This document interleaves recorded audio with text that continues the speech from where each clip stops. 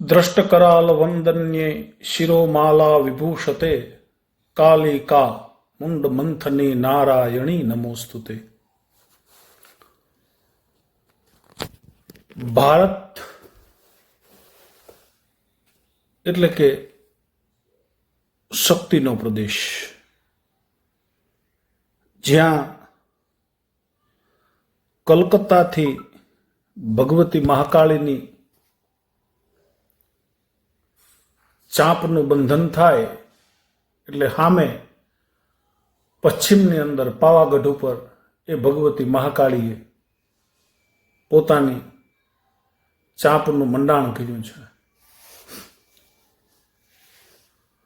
ભારતનો કોઈ પણ ઇતિહાસ તેવો નથી કે જ્યાં નારી શક્તિનું કોઈ વિશિષ્ટ પ્રકારનું પ્રદર્શન ન હોય.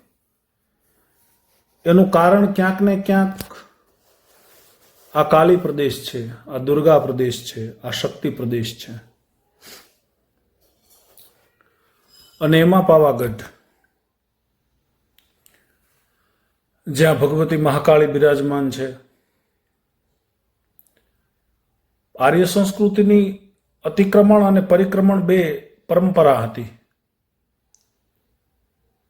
એમાં અતિક્રમણ તો સ્વયં ભગવતી દુર્ગા અથવા તો પરમાત્મા સ્વરૂપે જેને આપણે માનીએ તે અતિક્રમણની પ્રક્રિયા સંપાદિત કરે છે. પણ જીવાત્મા થઈને મમેવા અંશો જીવલોકે જીવભૂત સનાતન, તેના અંશ થઈને આપણે પરિક્રમા કરી શકીએ. એ પરિક્રમાનું ફળ આપણે ગણપતિની અંદર જોઈ શકીએ છીએ.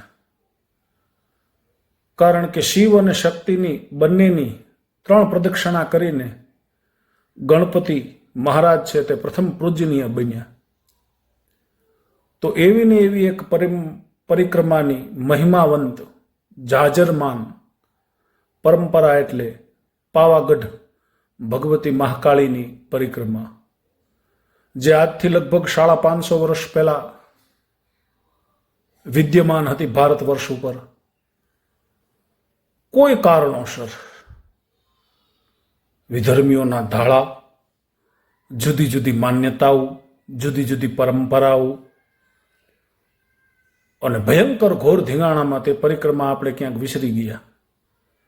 પણ પાછો એ ભગવતીએ સુયોગ કરાવ્યો.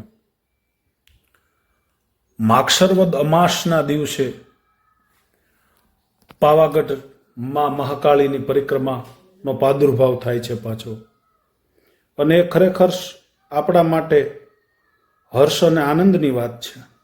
44 કિલોમીટરની પરિક્રમા છે. એ 44માંથી 11 છે તે ધર્મના ખાતે, 11 છે તે અર્થના ખાતે, 11 છે તે કામના અને 11 છે તે મોક્ષના. એમ કરીને 44 કિલોમીટરની પરિક્રમામાં હાલો લેવા જઈએ. હાલો ભક્તિ અને ભાવનું એક અદ્ભુત ત્યાં વાતાવરણ ઊભું કરીએ. જય મહાકાળી, જય જગદંબા, જય દુર્ગા, જય ભવાની, જય માતાજી.